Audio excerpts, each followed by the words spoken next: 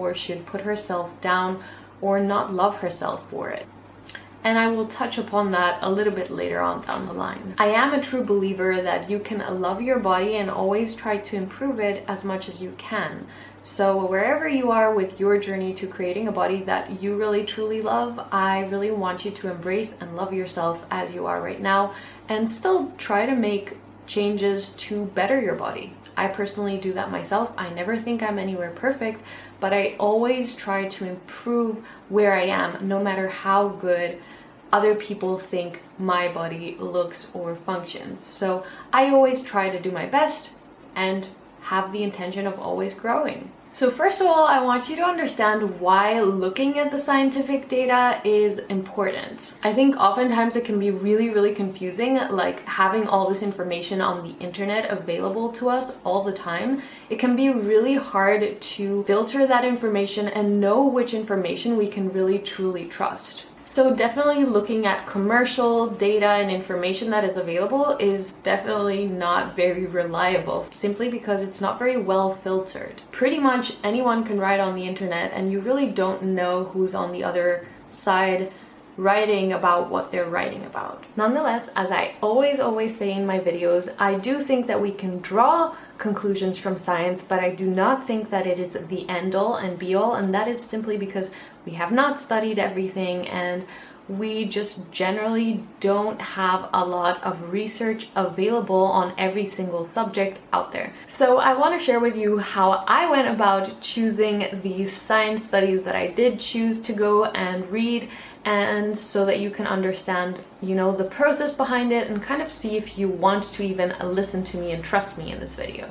So I picked the most recent studies that I found that were either a meta-analysis, which is basically a whole bunch of papers that are put together. They're chosen by a group of people who are in the academic world, and they look over the papers and kind of conclude.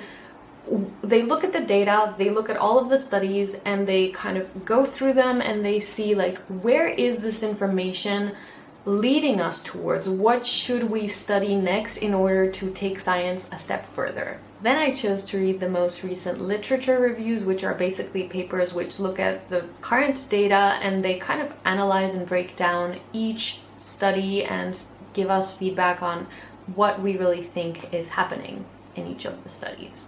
But they do not, like the meta-analysis, kind of come to a bigger conclusion about the data we have. And finally, I went through some individual papers about different topics which I wanted to know if we do have information on, which were not covered in either of those two. So for now, I just want to share what I've learned and what I have read in these studies in hopes to help you kind of figure out if you can help yourself reduce your cellulite so that you can stop wasting your money and just do the stuff that might actually work. So let's start off by defining what cellulite even is. So cellulite is a localized metabolic disorder of subcutaneous tissue that alters the local body shape, leading to an orange peel or cottage-like appearance of the skin.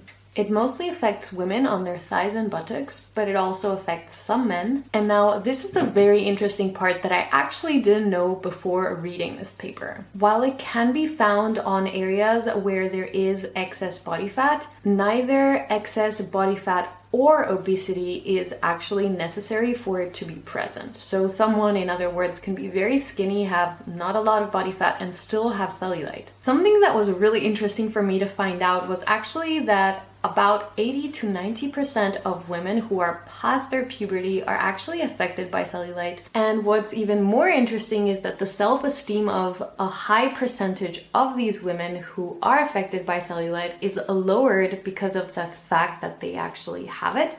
And I think that is really sad, because if so many of us actually have cellulite, why should we beat ourselves up over it, especially when it's not something that we have a very high control over? So I hope this piece of information just helps you, if you have cellulite, to kind of give yourself a little bit of slack and just give yourself some love, because it doesn't mean that you're doing anything wrong if you do have cellulite. It doesn't mean that you're fat. It does not mean anything about you as who you are as a person, but still you can do some things to actually improve it if you do wish to. So let's dive into what I found out through reading these papers and kind of go over what are the things that actually work. So the very first thing you should know is that there's no standard technique to actually evaluate or measure cellulite. There are circumference measurements, which just basically means we can measure around our thighs. And there are also body fat measurement tests. But as I noted before, actually cellulite is not directly related to having higher body fat, and people who don't have high body fat can also have cellulite. So while we do have research on cellulite, we have not found very, very reliable methods to actually measure it. There are some different ones that I did not mention here. I don't remember the names of them, but there are I think 2 more methods that are a little bit more accurate at measuring it. But the important key factor for you to take away from this is that actually in science, even though we do have a lot of studies in a lot of areas, just like I said in the very beginning of this video, it does not mean that we can really draw the best conclusions. And even the studies that we have that are very, very well controlled and, can have the best control, maybe don't have the best reliable measurements available to them, just like in this case. Now, another very interesting fact that I also didn't know is that actually weight loss does not actually necessarily improve the condition. So I don't really want to go into the details of every single study and kind of give you too much information, but I want to give you the highlights of what I believe is really important for you to know about it. So the very first thing that I want to share with you is that, as we just touched upon a little bit, most of the studies that we have conducted so far have a lot of methodological flaws. Just like I just explained, we don't have a very good measure or way of measuring how much cellulite we do have before and after an experiment. So that just goes to show what I was touching upon in the very beginning of the video again, which is just that,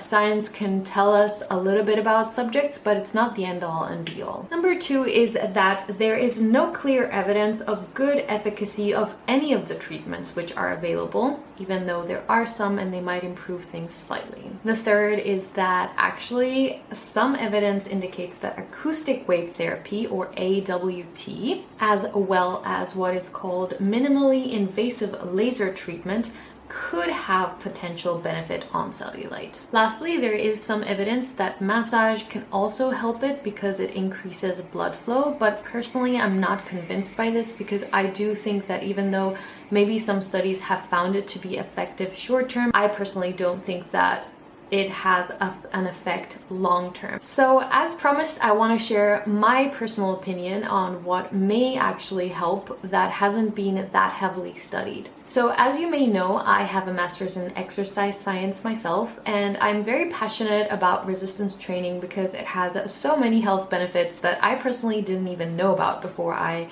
did my master's. So I did some research on if we do have some scientific research on resistance training and if it can help us improve cellulite. And what I found out was that there is sadly not a lot of research on this subject. I did find one paper on resistance training and its effects on cellulite, but really not very much at all. However, I do want to share my personal opinion about it with you and my personal story and experience with it with my own body. So I want to share with you that when I started my fitness journey, I actually did have more cellulite than I do have right now, and I'm going to pop a picture for you guys to actually see what I kind of started off with and what I have right now. And you guys can see the transformation on the screen. I did used to have some cellulite, not like crazy cellulite, but I did used to have it.